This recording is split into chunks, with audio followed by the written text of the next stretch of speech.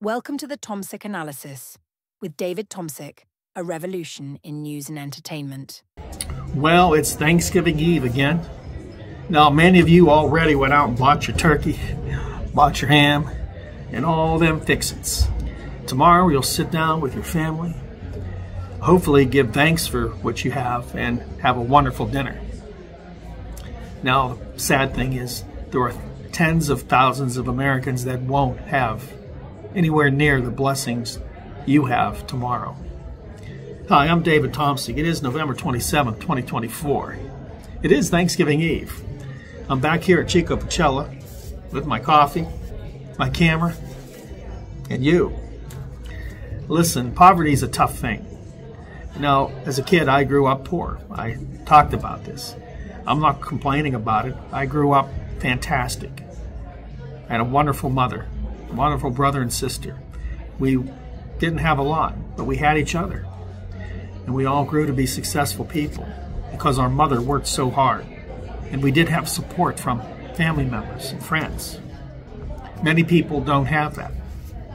You know, Jesus said in Matthew 26:11, he said that you will always have the poor, okay? They'll always be with you. Now, he's quoting Deuteronomy. Actually, he's quoting Deuteronomy 15:11, which I never knew. Interesting that it goes back to the Old Testament as well, all those years between. In Deuteronomy, it says, "For the poor will never cease." You can understand that. See, Jesus knew this. See, the early church, when Jesus basically was ascended into heaven, the early church had a job to preach the gospel, to take care of their own. And that really meant in all things. Someone was short on food, help them. Make sure no one was homeless. You know, do their best to care for each other. That all fell apart as churches grew and as denominations came about. And of course, as financialization of our economy happened, it really is all about the money, to stay afloat, to keep those people coming to your church. Expanding your vision to homeless people 24/7, to your people, to those Christians that are hurting. That's a big deal. We don't have the people to do that. Well, the people you have to do that are the people that are sitting in those chairs. They rather maybe give $1 or $2 and not worry about it. That's reality. So what should we do? Well, you know, back in 1968, Lyndon Johnson, not one of my favorite presidents, came up with a war on poverty. We called it the Great Society. He wanted to eliminate poverty. He wanted to have a great society without poverty, without homelessness. Created an Economic Opportunity Act, and billions and trillions of dollars went into this over the years and really never affected anything. Government doesn't do well with big programs like that. They don't. There's always going to be an issue. That doesn't mean they can't be involved or shouldn't be involved. But we don't have the right mix of people and understanding and heart for it to work, for it to connect to groups like there is here in Canonsburg and in the next communities, to make it work, to say, who's homeless? How can we help? What can we build? What can we do? Put a hand out to these people. How do we make sure no one goes hungry? How do we help the mentally ill instead of letting them roam the streets? These are all big questions. Now, Lyndon Johnson's program really never worked. Now, he was right on a few things. He thought it was not a personal issue, but a social issue. And it is a social issue. Society. You know, you would hope that your society would take care of its own. Well, we really don't. And that's obvious, because if we did, you wouldn't see the issues we have today. You wouldn't see the hatred we have today. You wouldn't see people lining up against each other as if going back to the times of the great wars in Europe, where people would just attack one-on-one and come together in the middle and fight with swords and spears. That's where we're at. So we're fighting over everything, let alone worried about some guy and some woman with her family that are homeless on a street corner. So Johnson believed that better education, better health care, better opportunities would work.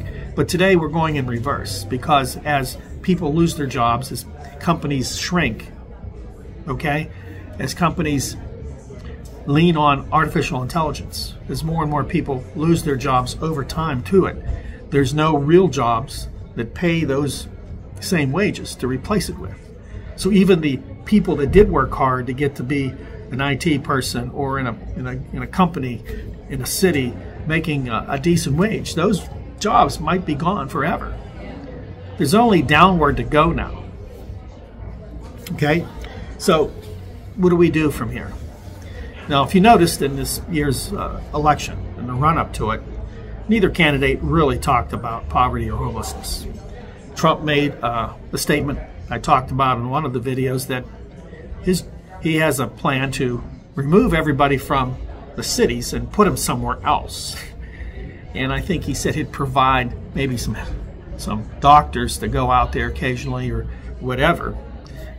But see, that isn't an answer to anything. That's an oligarch's answer to poverty. We don't want to see them anymore.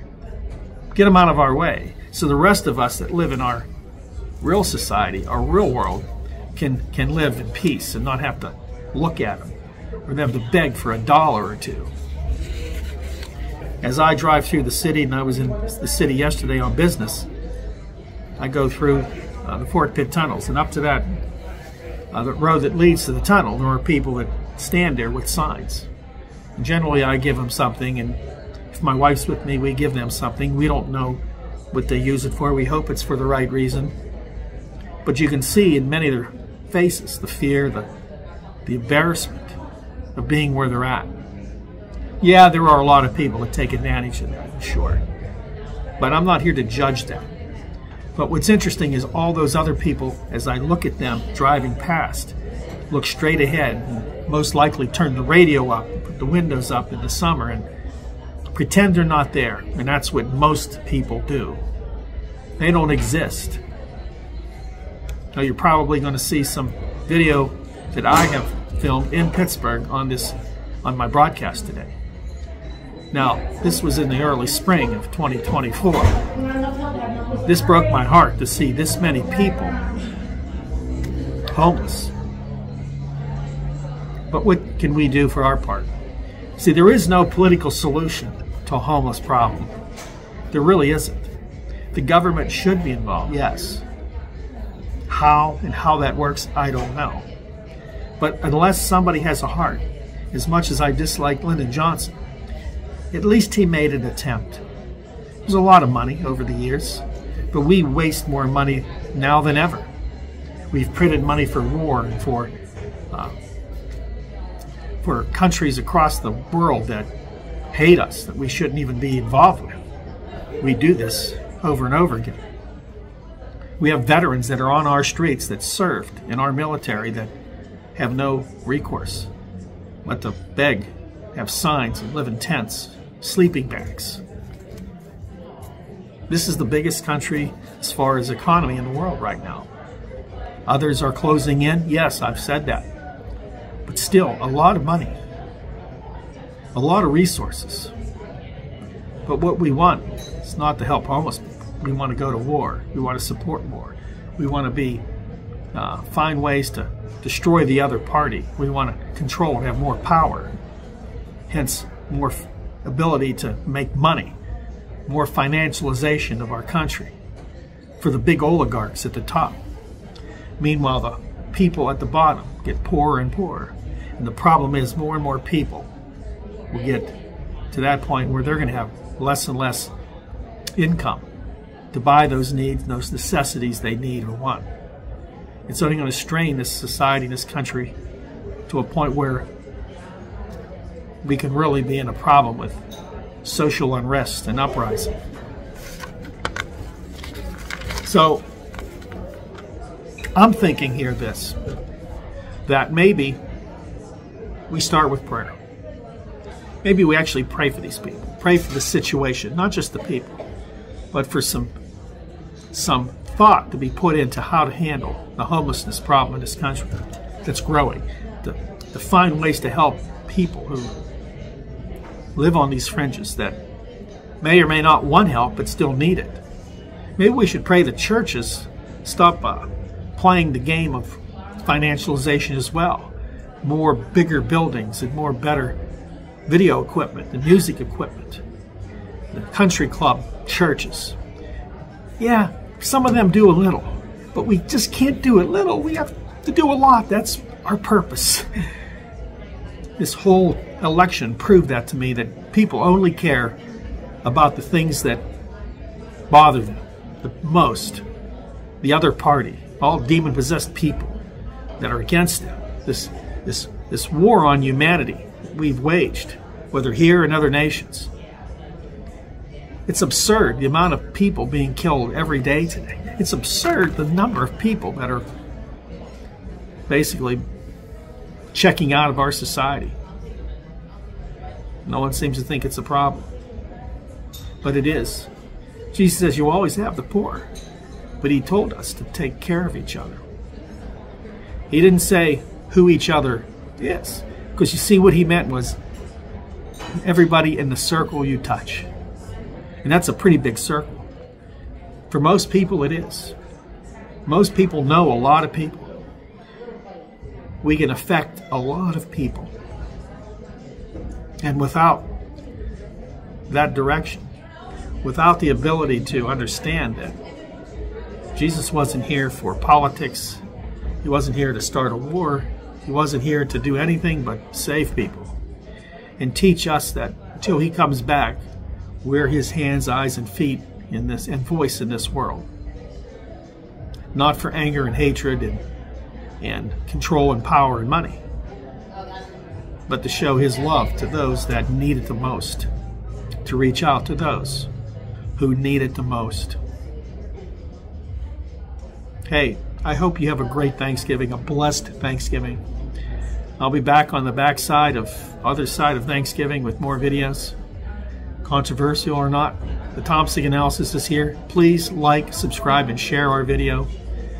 Join our move to provide truth to a world that is running away from it as fast as they can. God bless you. See you next time right here on your favorite channel for news, information, and things you need to know. The Tomsic Analysis.